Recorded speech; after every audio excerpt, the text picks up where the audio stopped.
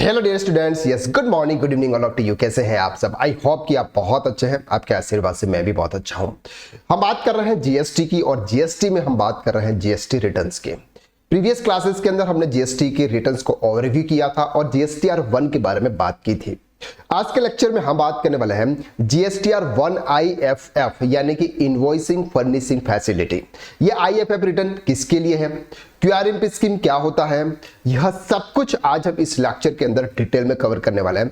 और इसको practically IFF return किस तरह से फाइल किया जाता है यह भी आज हम जीएसटी पोर्टल पर देखने वाला है। चलिए क्लास को शुरू करते हैं। क्लास को शुरू करने से पहले अगर आपके कुछ भी डाउट्स आते हैं क्लासेस रिगार्डिंग, तो आप please live doubt clearing sessions को आप ज्वाइन कीजिए। आप सर व्हाट्सएप पे मैसेजेस करते हैं, आप कॉल करते हैं, लेकिन उसका प्रॉपर तरीके से अगर आपको रिस्पॉन्स नहीं मिलता है तो फिर आप बोलते हैं कि सर हमको जो कमिट किया था वो कमिटमेंट फुलफिल नहीं हो रहा है। तो प्लीज रिक्वेस्ट है कि अगर आपके कुछ भी डाउट्स आते हैं तो प्लीज लाइव क्लासेस ज्वाइन कीजिए। लाइव क्लासेस की लिंक अगर आपको नहीं मिल रही है तो हमारे टीम से आप कांटेक्ट करें और वहां पर आप उनसे पूछें कि मैं एक कम्युनिटी के अंदर ऐड हूं या नहीं हूं। अगर नहीं है तो अपने आप को ऐड करें और जो भी लाइव क्लासेस है उसको आप ज्वाइन करें। चलिए अब बात करते हैं sir GSTR 1। GSTR 1 simple sales का रिटर्न्स होता है, यानी कि हम जो भी गुड्स की सप्लाई करते हैं, चाहे वो गुड्स हो गया या फिर चाहे वो सर्विस हो गया, यानी कि किसी भी अगर हम सप्लाई करते हैं गुड्स या सर्विस की, तो दोनों की डिटेल्स हमको प्रोवाइड करनी होती है GSTR 1 के अंदर। ठीक है, GSTR 1 क्या होता है सर? नॉर्मली दो टाइप्स के रिटर्न्स होता है, एक होता है मंथली और दूसरा होता है क्वार्टरली। मंथली रिटर्न्स का मतलब होता है कि मुझे सेल्स की डिटेल एवरी मंथ देनी है। फॉर एग्जाम्पल अप्रैल, मई, जून, यानी कि सब मंथ की डिटेल्स मुझे GSTR 1 नेक्स्ट मंथ की 11 की डेट के पहले पहले मुझे फाइल करना है। दूसरा ऑप्शन होता है सिर्फ क्वार्टरली, कि सर मैं मंथली फाइल नहीं करूंगा, अप्रैल मई की फाइल नहीं करूंगा और डायरेक्टली मैं फाइल करूंगा सर जून मंथ की। इसको बोलते हैं सिंपल QRMP स्कीम। जीएसटी के अंदर एक स्कीम है जिसको बोलते हैं QRMP स्कीम। QRMP स्कीम का मतलब होता है quarterly return monthly payment. GSTR 3B जो हमारा होता है, जो कि हमने प्रीवियस क्लास में डिस्कस किया था थोड़ा बहुत, तो GSTR 3B जो होता है, ये GSTR 3B क्वार्टरली फाइल कर सकते हैं। लेकिन किसके लिए, कौन कर सकता है? जिसका टैक्सेबल यानी कि aggregate annual turnover 5 crore rupees से कम है। अगर आपका एनुअल एग्रीगेट टर्नओवर अगर 5 करोड़ रुपीस से कम है तो आप आपका GSTR 3B क्वार्टरली फाइल कर सकते हैं। क्लियर हो गया यहां तक? चले सर, तो ये सर IFF क्या है? फिर IFF, ये IFF क्या है? IFF को हम डिटेल में समझते हैं। GSTR 1 के बारे में अगर हमने बात की थी तो GSTR 1 के अंदर क्या होता है सर? एक होता है B2B की डिटेल्स होती है, यानी कि सर मैं भी रजिस्टर्ड हूं, सामने वाला पर्सन भी रजिस्टर्ड है, जिसको मैंने गुड्स की सप्लाई की थी या मैंने किसी को सर्विस की सप्लाई की थी, तो उसको बोलते हैं B2B की डिटेल्स। B2B की डिटेल्स हमको इनवॉइस वाइज देनी होती है सर, यानी कि जब हम B2B की डिटेल्स हमारे GSTR 1 के अंदर अपलोड करते हैं तब जाके सर वो उस मंथ में GSTR 2B में सामने वाले पर्सन को शो होती है और फिर वो क्या करता है, वो उसका ITC लेता है। क्लियर है? लेकिन दूसरा होता है सर B2C। B2C का मतलब होता है कि सर सामने वाला पर्सन जो है, जिनको हमने गुड सप्लाई किया हुआ है, वो पर्सन अनरजिस्टर्ड है। अगर वो पर्सन अनरजिस्टर्ड है तो क्या वो उसकी ITC अवेल करेगा? Answer is no. उसका ITC से कोई लेना देना ही नहीं है, क्योंकि वो GST में रजिस्टर्ड है ही नहीं। तो जब B2C की डिटेल्स की बारी आती है, B2C की बारी आती है, तब वहां पर हम परसेंटेज वाइज हमारे GSTR 1 के अंदर डिटेल शो करते हैं। कब करते हैं? परसेंटेज वाइज, कि मैंने 5% का गुड्स कितना सेल्स किया, 12% का कितना किया और 18% का कितना किया। इस तरह से परसेंटेज वाइज हम गुड्स की डिटेल्स यहां पर शो करते हैं, बल्कि इनवॉइस वाइज हमें कोई लेना देना इसमें नहीं होता। ठीक है, फॉर एग्जांपल मैं आपको थोड़ा और क्लियर कर दूं कि अगर आपने पूरे मंथ में 20 इनवॉइसेस बनाए, कितने बनाए सर? पूरे इनवॉइसेस आपने 20 इनवॉइसेस का सेल्स रिकॉर्ड किया, जिसमें से 5 इनवॉइसेस थे जो B2B के थे, यानी कि सर सामने वाली पार्टी रजिस्टर्ड थी, और 15 इनवॉइसेस आपके ऐसे थे जो कि अनरजिस्टर्ड थे, यानी कि सामने वाली पार्टी अनरजिस्टर्ड थी। तो इन 5 की डिटेल्स तो आप इनवॉइस वाइज देखोगे, फॉर एग्जांपल 1, 3, 7, 12 और 18 ये इनवॉइसेस ऐसे थे जिसको आपने B2B की डिटेल शो की थी। तो ये तो आपको इनवॉइस वाइज डिटेल शो करनी है आपके GSTR 1 के अंदर। लेकिन ये 15 जो इनवॉइसेस है, उस 15 इनवॉइसेस में आपने 5% के गुड्स ऐसे सेल किए थे जिसके अंदर फॉर एग्जांपल 5 इनवॉइसेस थे, और 12% के गुड्स ऐसे सेल्स किए थे, 5 और 5 10 इनवॉइसेस आपके ऐसे थे। तो अब आपको जब GSTR 1 अगर आप फाइल करते हैं तो क्या होता है सर, एक तो ये 5 इनवॉइसेस की B2B की डिटेल्स इनवॉइस वाइज हमको देनी होती है, और इन 5 इनवॉइसेस के 5% का गुड्स ये और 12% का यू आपको ये B2C के अंदर सेपरेटली शो करना होता है। तो ये तो हमने बात की कि अगर कोई पर्सन रेगुलर अपना GSTR 1 फाइल करता है, अगर वो रेगुलर है यानी कि GSTR 3B भी वो मंथली फाइल कर रहा है और GSTR 1 भी अगर वो मंथली फाइल करता है, तो उसके लिए जो रिटर्न्स की ड्यू डेट है वो है sir 11th of next month, यानी कि 11 तारीख से पहले पहले उसको अपना GSTR 1 फाइल करना होता है और कंपलसरी होता है। अगर वो लेट फाइल करेगा तो GST डिपार्टमेंट उस पर पेनल्टी चार्ज करेगा। अब बात करते हैं कि सर कोई पर्सन ये नहीं चाहता कि मैं मेरा GSTR 1 हर मंथली फाइल करूं, वो नहीं चाहता है कि सर मैं मेरा GSTR 1 मंथली फाइल करूं और मेरा GSTR 3B जो है वो भी मैं मंथली फाइल करूं। तो सर क्या ऑप्शन है आपके पास में, सर ये मैं क्वार्टरली फाइल कर सकता हूं। क्वार्टरली का मतलब हो गया सर फर्स्ट क्वार्टर, अप्रैल, मई और जून, ये 3 मंथ होते हैं मेरे। तो अप्रैल और मई मंथ का मैं GSTR 1 GSTR 3B नहीं फाइल करूंगा, मैं सिर्फ और सिर्फ जून मंथ का फाइल करूंगा, और उस जून मंथ में मैं अप्रैल और मई दोनों और ये जून यानी कि तीनों मंथ की डिटेल्स में एक ही रिटर्न के अंदर शो कर दूंगा। ये ऑप्शन किसके लिए है, ये ऑप्शन है सर जिसका टर्नओवर 5 करोड़ से नीचे है, यानी कि जिसका टर्नओवर 5 करोड़ से नीचे है उनको गवर्नमेंट ने एक फैसिलिटी दे रखी है कि अगर आप आपका GSTR 1 और आपका GSTR 3B जो भी आपके GST के रिटर्न्स है, ये रिटर्न्स अगर आप मंथली फाइल करना नहीं चाहते, ये जो कंप्लायंसेस है उसको अगर आप फुलफिल नहीं करना चाहते हैं, तो आप इन कंप्लायंसेस को रिड्यूस कर सकते हैं और क्वार्टरली रिटर्न फाइल कर सकते हैं, यानी कि पूरे साल के 4 रिटर्न ही आपको फाइल करने होंगे। क्लियर हो गया? तो इसको बोलते हैं QRMP, यानी कि क्वार्टरली रिटर्न मंथली पेमेंट। जब मैं GSTR 3B के अंदर जाऊंगा तब मैं आपको बताऊंगा कि एक्चुअली उसका पूरा मतलब क्या होता है QRMP स्कीम का। लेकिन अभी यहां पर हम जो बात कर रहे हैं वो बात कर रहे हैं IFF यानी कि इनवॉइसिंग फर्निशिंग फैसिलिटी।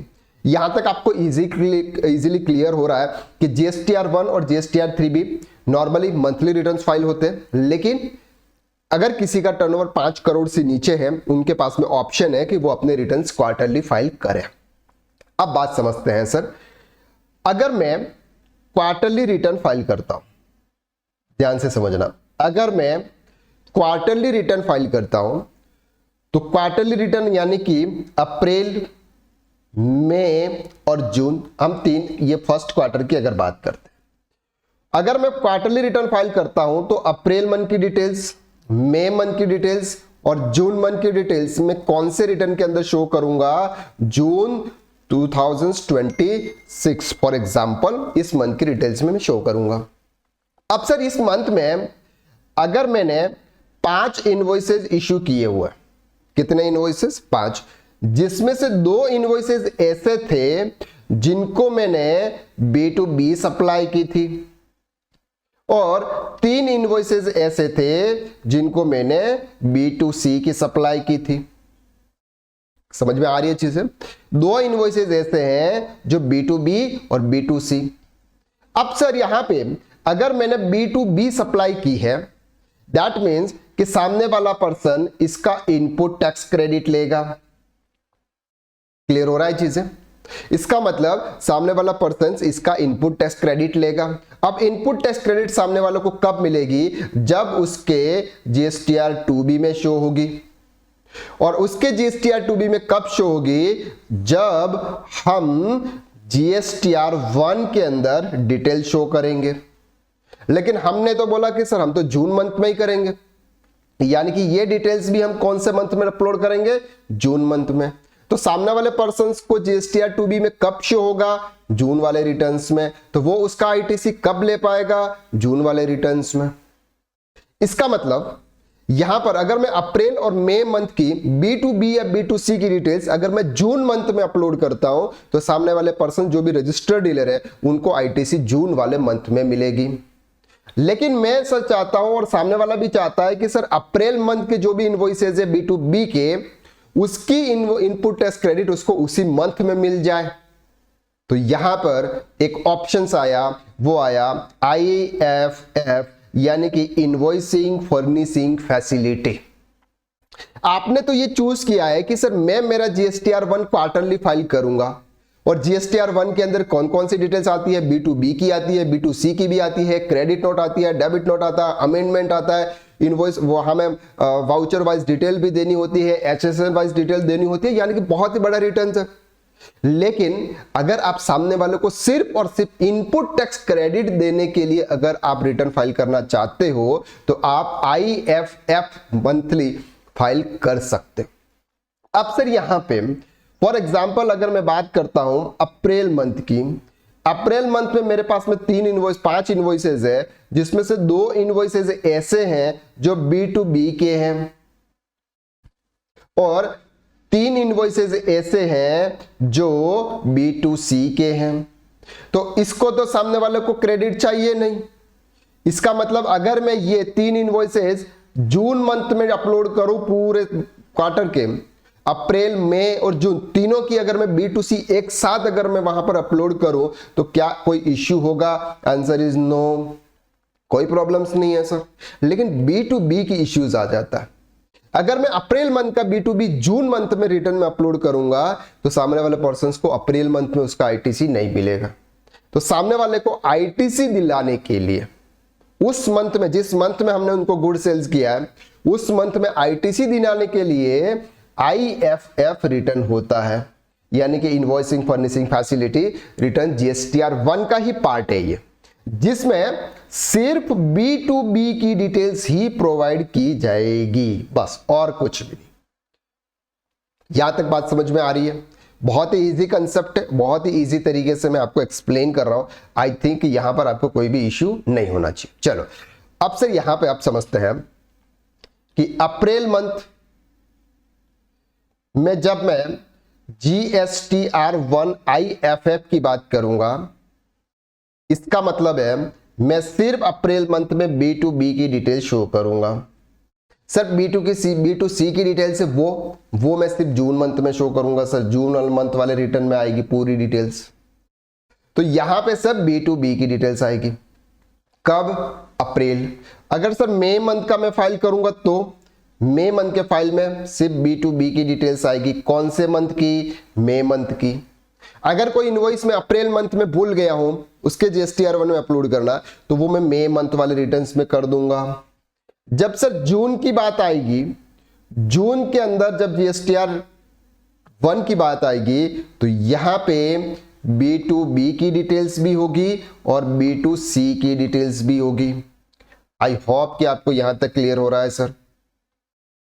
क्लियर है? कौन कौन सी डिटेल्स होगी सर? एक होगी B2B और दूसरी होगी B2C, यानी कि दोनों डिटेल्स हम जून वाले मंथ में शो करेंगे। इसी तरह से अगर मेरा सेकंड क्वार्टर स्टार्ट होता है, कौन सा? जुलाई, अगस्त और सितंबर, ये 3 क्वार्टर मतलब सेकंड क्वार्टर है। तो जुलाई मंथ में सिर्फ B2B, अगस्त मंथ में सिर्फ B2B और सितंबर में B2B along with B2C। Clear हो रहा है अब यहां तक? तो IFF का मतलब समझ में आया? IFF का मतलब सिंपल सा होता है invoicing furnishing facility. That means कि हमने किसी भी पर्सन B2B को अगर कोई भी गुड्स या सर्विस की सप्लाई की है, उसको उसी मंथ में हमको आईटीसी दिलाना है। इसके लिए हमको GSTR 1 IFF फाइल करना होगा, और ये रिटर्न्स फाइल करना कंपलसरी नहीं है। अगर आपके सिर्फ B2C है, अब समझना एक और चीज कि सर मेरे तो सिर्फ B2C है, यानी कि मैं B2B तो सप्लाई करता ही नहीं हूं। तो क्या मुझे अप्रैल मंथ का GSTR1 IFF फाइल करना होगा? Answer is no. सर क्या मई मंथ का मुझे फाइल करना होगा? Answer is no. तो क्या जून मंथ का फाइल करना होगा? Answer is yes. तो जून मंथ में अप्रैल और मई और जून तीनों मंथ की डिटेल्स एक साथ आप जून वाले मंथ में शो करेंगे। फॉर एग्जांपल यहां पर मेरा सेल्स है सर 1 लाख रुपए का, यहां पर है फॉर एग्जांपल 2 लाख रुपए का, और यहां पर है फॉर एग्जांपल 3 लाख रुपए का। तो टोटल में जून वाले मंथ में कितनी शो करूंगा सर? 6 लाख रुपीज। बाकी अप्रैल और मई मंथ के रिटर्न्स GSTR1 में फाइल नहीं करूंगा अगर मैं सिर्फ और सिर्फ B2C की सप्लाई कर रहा हूं। अगर मैं सिर्फ और सिर्फ B2B की सप्लाई कर रहा हूं, यहां पर B2C है ही नहीं, तो मुझे अगर मैंने QRMP स्कीम ऑप्ट की हुई है, GSTR3 तो मैं क्वार्टरली ही फाइल करूंगा, लेकिन GSTR1 में IFF फाइल करूंगा और उसमें सिर्फ B2B की डिटेल्स अप्रैल मंथ में दूंगा और मई मंथ में दूंगा और जून वाली जून मंथ में दूंगा, और बाकी बहुत सारी जो डिटेल्स आती है वो सिर्फ और सिर्फ मैं जून मंथ में दूंगा। बाकी मेरे अप्रैल और मई मंथ में कुछ भी नहीं आएगा। क्लियर है? अब सर अगर ये रिटर्न्स हम फाइल नहीं करते हैं तो क्या पेनल्टी लगती है? आंसर इज नो, कोई पेनल्टी नहीं लगती है।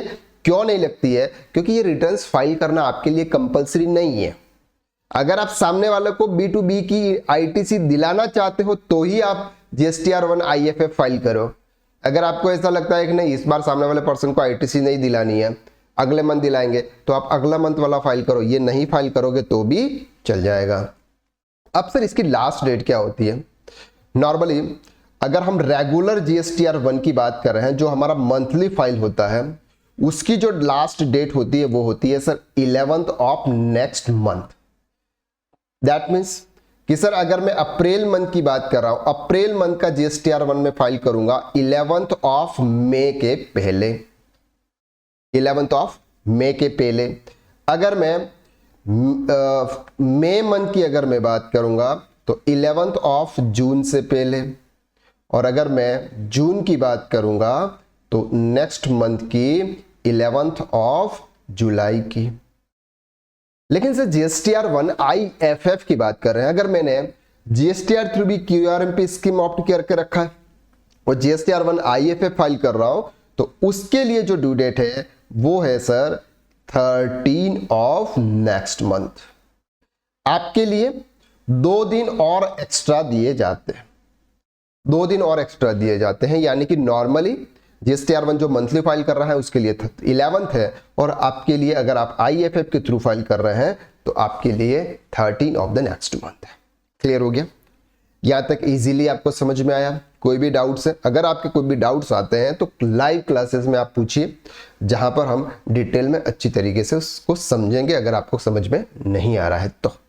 अब सर एक बार और प्रॉपर रिवाइज कर लेते हैं, इसके बाद फिर हम चलते हैं GST के पोर्टल्स पर और वहां पर हम देखते हैं कि GSTR1 IFF रिटर्न्स कैसे शो होता है, उसके अंदर कौन कौन से डिटेल्स आती है, कौन कौन से कॉलम्स आते हैं, और उस कॉलम्स के अंदर हमको कौन कौन से डिटेल्स फिल करनी होती है, उसको प्रैक्टिकली समझता है। लेकिन एक बार प्रॉपर तरीके से रिवाइज कर लेते हैं। GSTR1 हमारा क्या है सर? GSTR1 हमारा सेल्स का रिटर्न है और GSTR1 मंथली रिटर्न फाइल होता है। लेकिन अगर मेरा टर्नओवर 5 करोड़ से नीचे है तो मैं एक ऑप्शन यूज कर सकता हूं, QRMP स्कीम। QRMP स्कीम में GSTR1 एंड GSTR3B ये मेरे क्वार्टरली रिटर्न फाइल होंगे, यानी कि मंथ में मुझे 8 रिटर्न फाइल करने होंगे, 4 रिटर्न GSTR1 के और 4 रिटर्न GSTR3B के। लेकिन अगर मैं B2B की सप्लाई कर रहा हूं तो मैं IFF यानी कि GSTR1 IFF रिटर्न चूज करूंगा और वो उस रिटर्न्स के थ्रू मैं सामने वाले पर्सन्स को ITC प्रोवाइड करूंगा। तो मई मंथ, जून मंथ, जो भी मेरे क्वार्टर के जो फर्स्ट 2 मंथ होते हैं, उसमें सिर्फ और सिर्फ मुझे B2B की डिटेल्स शो करनी होगी, और B2C और B2B जो भी बचता है यानी कि उस क्वार्टर का एंड मंथ जो होगा वो मैं लास्ट मंथ के रिटर्न में शो करूंगा। क्लियर हो रहा है आपको? देखो सिंपल सा रिटर्न है, इसमें उतना कोई दिमाग लगाने की बिल्कुल भी जरूरत नहीं है। GSTR1 मंथली फाइल होता है और GSTR1 IFF quarterly return file होता है। अगर आपको मंथली फाइल करना है तो आप B2B के सामने वालों को ITC दिलवाने के लिए कर सकते हैं। क्लियर है? यहां तक इजीली समझ में आ रही है?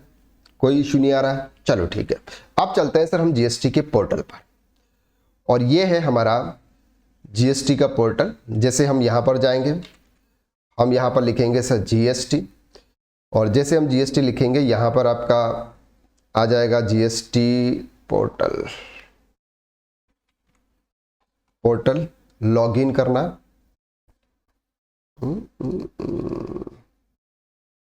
ठीक है।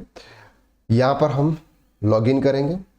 जैसे लॉगिन करेंगे यहां पर आपको यूजर आईडी और पासवर्ड इंटर करना है।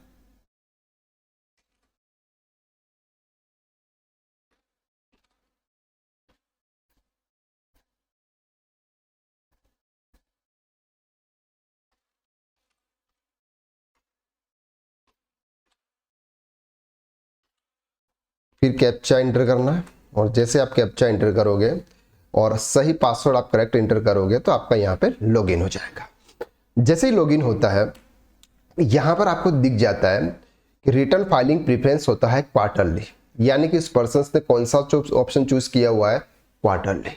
अगर आप उसको चेंज करना चाहते हो क्वार्टरली से, अगर आप मंथली में जाना चाहते हो तो यहाँ पर ऑप्शन है आपके पास में चेंज का, लेकिन अभी हम इसके ऊपर फोकस नहीं करेंगे, हम करेंगे IIFF रिटर्न्स फाइलिंग के लिए।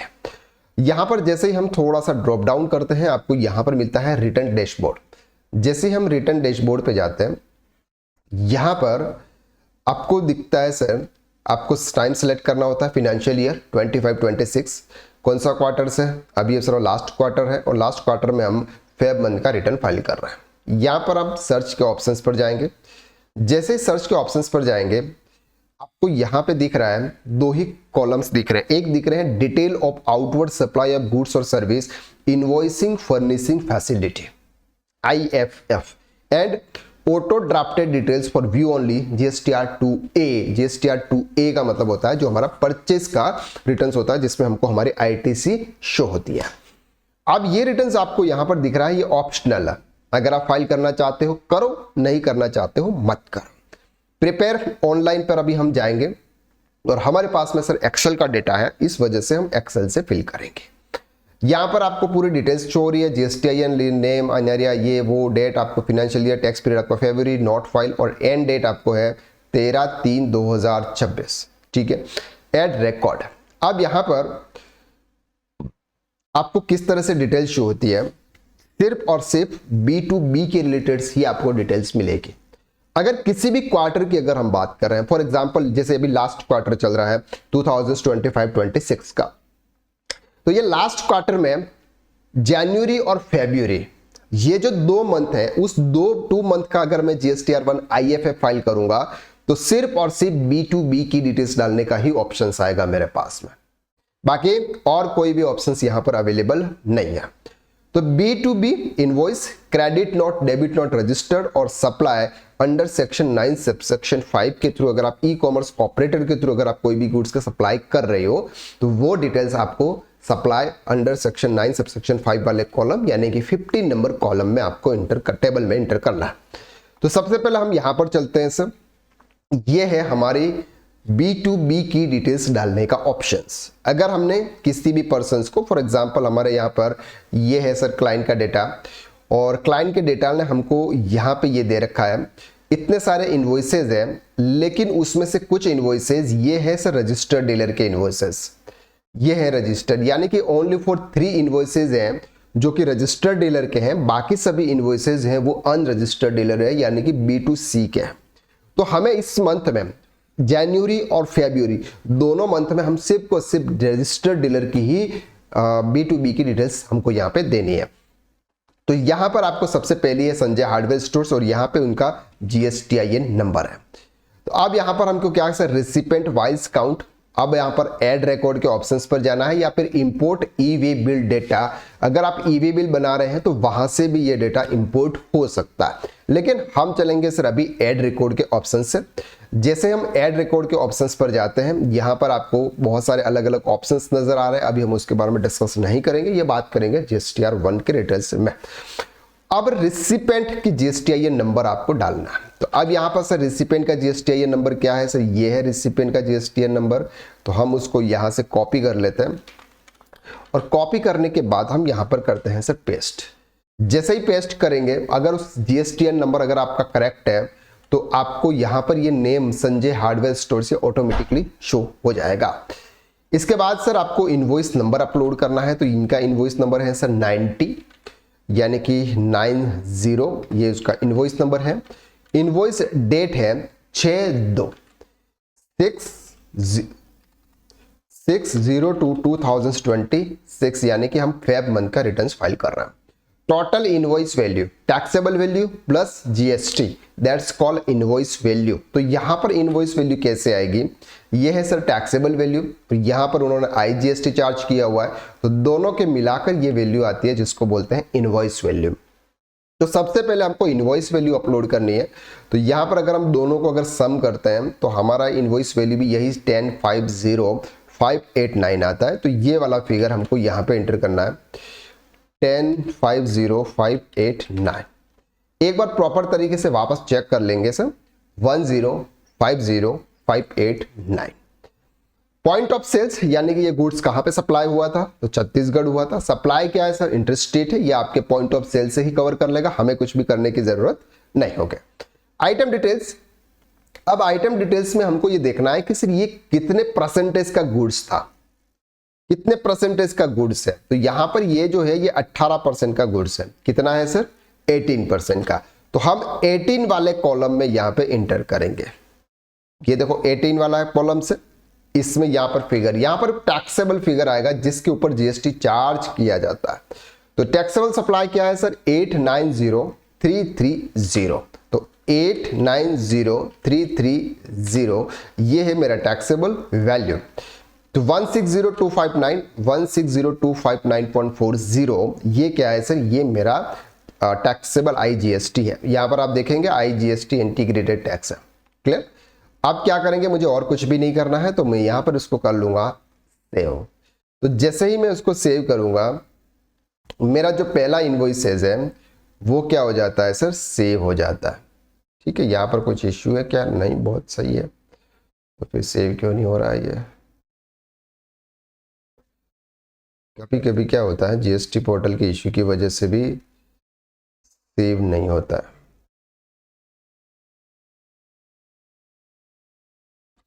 एट 890,330 ठीक है। तो ये एक इनवॉइसेस मेरा सेव हो चुका है। अब मैं जाऊंगा सर सेकंड इनवॉइसेस, ये कौन है, सरल इंडस्ट्रीज है। तो यहां से मैं उसका जीएसटीएन नंबर कॉपी करूंगा और यहां पे रेसिपिएंट जीएसटीएन में वापस से मैं पेस्ट कर दूंगा।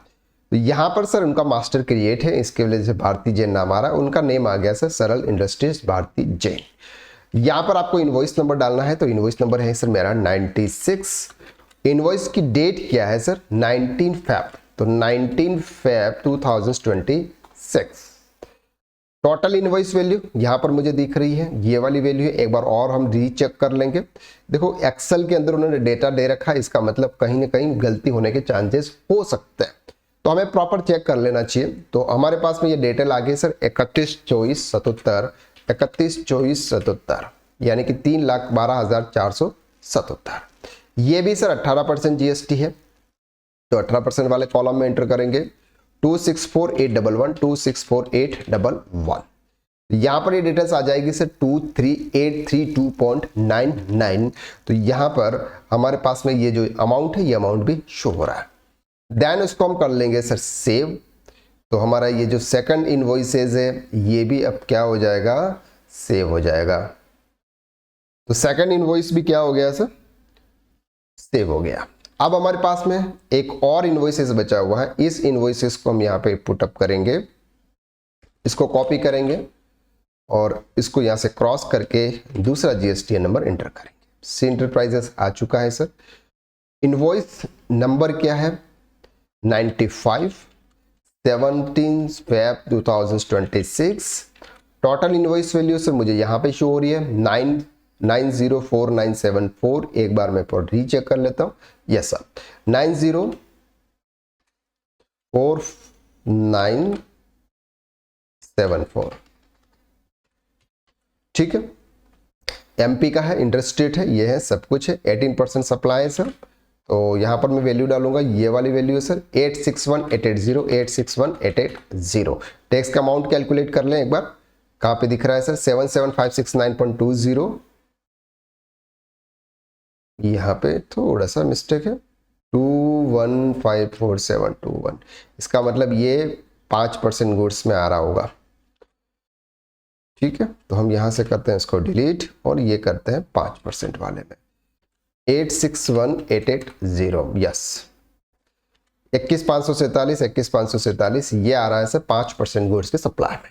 ये क्या करते हैं, दो ही उनका आइटम, उनके पास में आइटम्स है, एक 5% का है, एक 18% का है।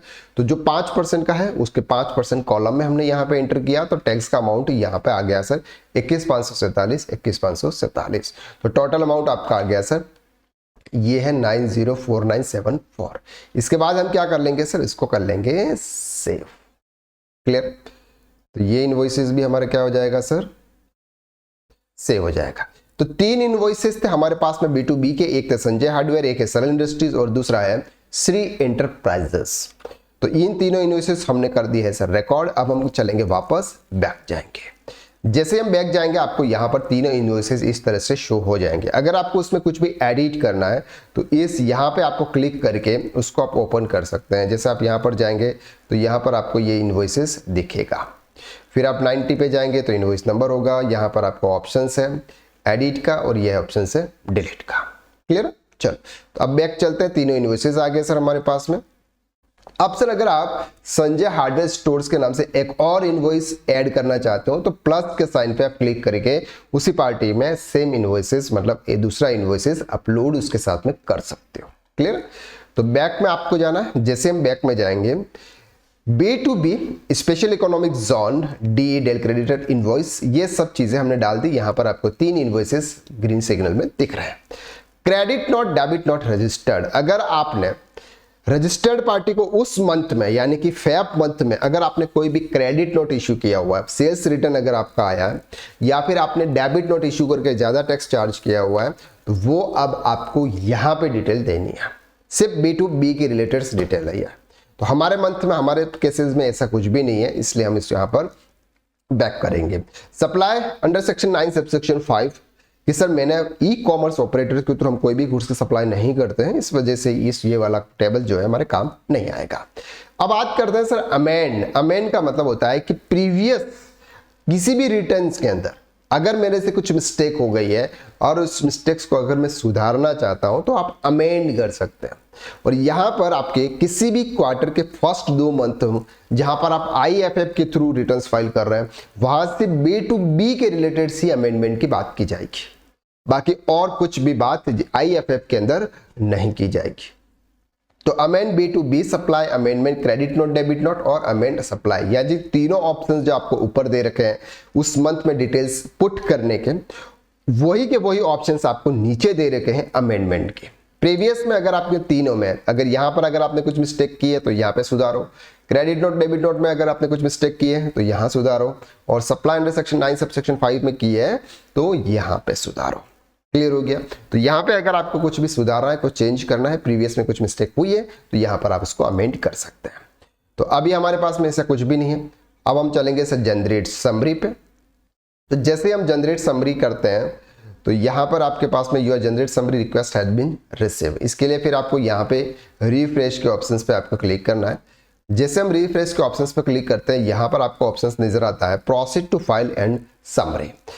प्रोसीड टू फाइल के पहले आपको कुछ समरी चेक कर लेनी है कि सर मैंने जो भी डिटेल्स यहाँ पर अपलोड की है क्या वो डिटेल्स मेरी करेक्ट है या फिर नहीं है। तो यहाँ पर सर मेरे पास में 3 इनवॉइसेस हैं और इनवॉइस वैल्यू अगर मैं यहाँ पर तीनों की चेक करता हूँ तो ये तीनों की इनवॉइस की वैल्यू जो होती है वो होती है सर 2017-021, 2017-021। टैक्स का अमाउंट है सर 160,259 और दोनों का अगर मैं मिलाकर अगर मैं बात करूँ तो 45,379.99। बस यही डिटेल्स है, बाकी B2C credit note debit note ऐसा कुछ भी नहीं है।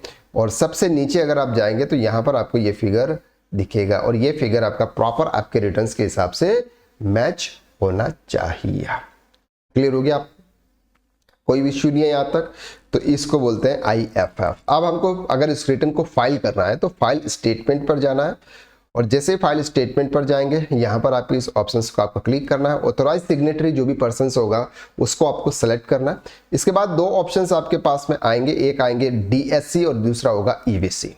डिजिटल सिग्नेचर सर्टिफिकेट के थ्रू अगर आप उसको वेरीफाई करना चाहते हैं तो आप कर सकते हैं, या फिर इलेक्ट्रॉनिक वेरिफिकेशन कोड, यानी कि उसका जो मोबाइल नंबर है, जो पर्सन्स वहां पर प्रोपराइटर है या फिर मेन ऑथोराइज पर्सन है, उसका जो मोबाइल नंबर होगा जो हमने GST पोर्टल पर जब रजिस्ट्रेशन के अंदर हमने डिटेल शो की तब उसमें दिया था, उनके मोबाइल नंबर पर एक OTP जाएगा और वो OTP हमको यहाँ पे इंटर करना होगा। जैसे हम वो इंटर करेंगे तब जाके हमारा रिटर्न फाइल माना जाएगा। अभी तो सिर्फ हमने अपलोड की है डिटेल्स, लेकिन जब तक हम उसको वेरीफाई नहीं करेंगे, OTP से जब तक हम उसको वेरीफाई नहीं करेंगे तब तक हमारा रिटर्न फाइल नहीं माना जाएगा। क्लियर हो रहा है आपको यहां तक? तो ये था GSTR1 IFF यानी कि invoicing furnishing facility returns of GST। Clear? अच्छे से समझ में आ रही है आपको?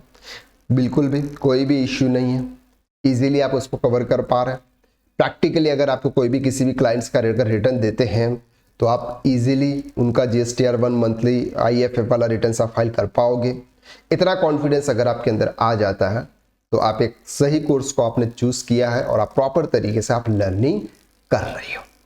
क्लियर? चल, तो नेक्स्ट क्लासेस में हम फिर मुलाकात करते हैं। हम हमारे क्लाइंट्स को EVC के माध्यम से वेरीफाई करेंगे, लेकिन अभी क्लाइंट कहाँ पे होगा, पहले उनको कॉल करेंगे। जब वो हमको बोलेगा कि इस समय आप OTP भेजना, तब हम OTP भेजेंगे और फिर उसको वेरीफाई करेंगे। कुछ नहीं करना है, EVC आएगा, एक और वेरिफिकेशन कोड डालने का ऑप्शन आ जाएगा, वेरिफिकेशन कोड डालेंगे और तुरंत उसको सबमिट करेंगे तो रिटर्न्स फाइल हो जाएगा। क्लियर है? इसके बाद ऐसा कोई ज़्यादा ऑप्शन ऐसा नहीं है कि सर आपने इसके बाद तो हमको बताया ही नहीं। बहुत सारे ऐसे स्टूडेंट है कि फिर बोलेंगे सर आपने तो हमको इसके बारे में तो बताया ही। कुछ भी नहीं करना है भाई। क्लियर है? इजीली समझ में आ रहा है? चलो, तो ये था IFF returns, invoicing furnishing facility. चलो, तो आज के लिए बस इतना। नेक्स्ट क्लास में हम फिर मुलाकात करते हैं, तब तक के लिए thank you so much, bye bye. हंसते रहिए, मुस्कुराते रहिए।